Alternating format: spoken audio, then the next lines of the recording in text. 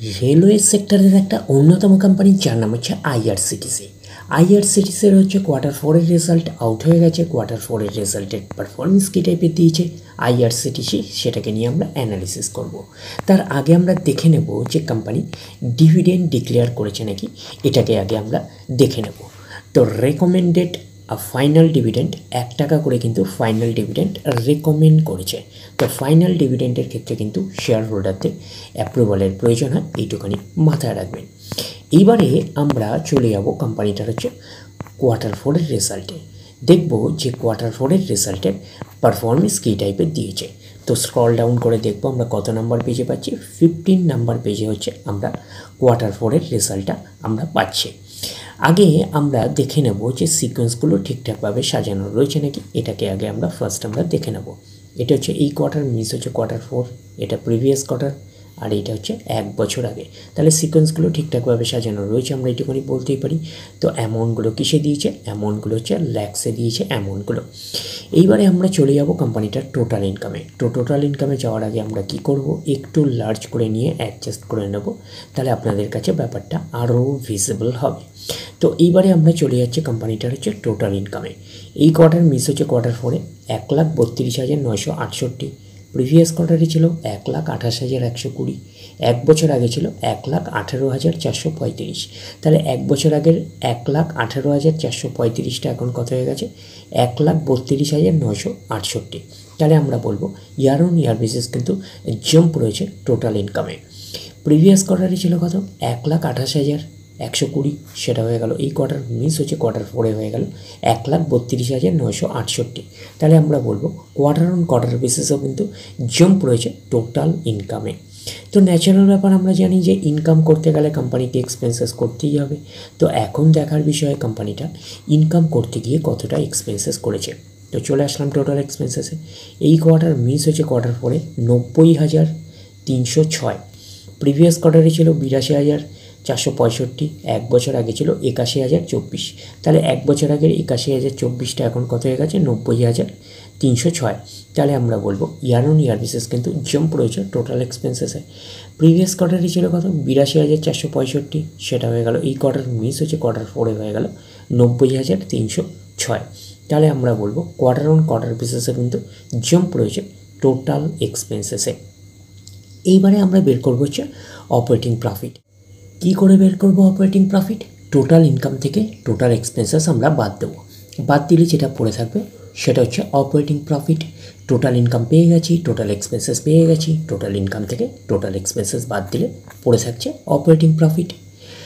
অর্থাৎ আপনারা বলতে পারেন profit before exceptional items and tax, এটাকেই আমরা অপারেটিং প্রফিট বলতে পারি। এই কোয়ার্টার মিস হচ্ছে কোয়ার্টার 4-এ 42,662। প্রিভিয়াস কোয়ার্টারে ছিল 45,655। 1 বছর আগে ছিল 37,410। তাহলে 1 বছর আগের 37,410টা এখন কত হয়ে গেছে, 42,662। তাহলে আমরা বলবো ইয়ার অন ইয়ার বেসিস কিন্তু জাম্প রয়েছে অপারেটিং প্রফিটে। প্রিভিয়াস কোয়ার্টারে ছিল কত, 45,655, সেটা হয়ে গেল এই কোয়ার্টার মিস হচ্ছে কোয়ার্টার 4-এ হয়ে গেল 42,662। তাহলে আমরা বলবো কোয়ার্টার অন কোয়ার্টার বেসিস কিন্তু ডাউন পারফরমেন্স করেছে অপারেটিং প্রফিটে। তো অপারেটিং প্রফিটটাই নিশ্চয়ই কোম্পানির মেন প্রফিট নয়। তারপরে বিভিন্ন অ্যাডজাস্টমেন্ট থাকলে প্লাস মাইনাস হবে। তারপরে গভর্নমেন্টকে ট্যাক্স পে করতে হবে। গভর্নমেন্টকে ট্যাক্স পে করার পরে কোম্পানির কাছে যেটা পড়ে থাকবে সেটা কোম্পানির ফাইনাল প্রফিট বা নেট প্রফিট হিসাবে আমরা কনসিডার করতেই পারি। Profit after tax from continuing operation, এটাকেই আমরা নেট প্রফিট বলতে পারি, এটাকেই আমরা ফাইনাল প্রফিট বলতে পারি। পাচ্ছি এই কোয়ার্টার মিস হচ্ছে কোয়ার্টার 4-এ 35,822। প্রিভিয়াস কোয়ার্টারে ছিল 34,108 এবং 1 বছর আগে ছিল 28,418। তাহলে 1 বছর আগের 28,418টা এখন কত হয়ে গেছে, 35,822। তাহলে আমরা বলবো ইয়ার অন ইয়ার বেসিস কিন্তু জাম্প রয়েছে নেট প্রফিটে। প্রিভিয়াস কোয়ার্টারে ছিল কত, 34,108, সেটা হয়ে গেল এই কোয়ার্টার মিস হচ্ছে কোয়ার্টার 4-এ হয়ে গেল 35,822।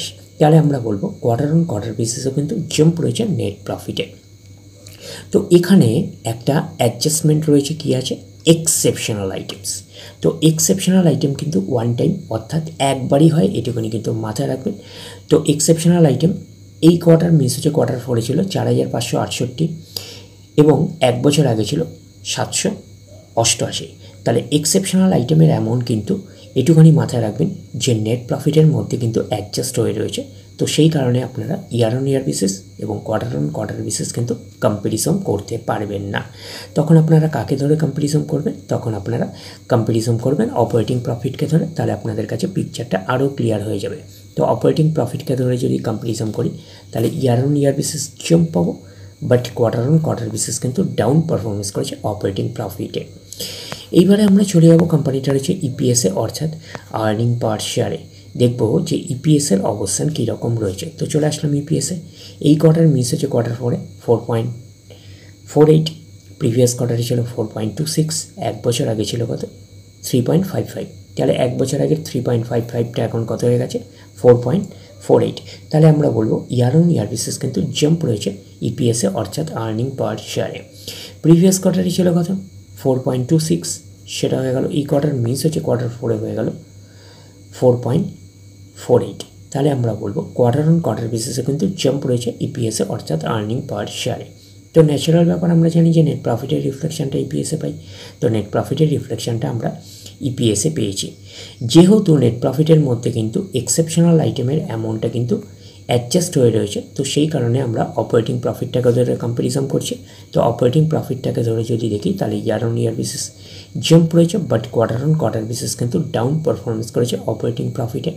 তো ওভারঅল কনক্লুশন হিসাবে আমরা বলতে পারি যে আইআরসিটিসির হচ্ছে কোয়ার্টার 4-এর রেজাল্ট আমরা বলতে পারি একটা মিক্স আপ টাইপের পারফরমেন্স করেছে, আমরা কিন্তু এইটুকুনি বলতে পারি, অর্থাৎ একটা ওকে টাইপের একটা পারফরমেন্স করেছে, আমরা কিন্তু এইটুকুনি বলতেই পারি।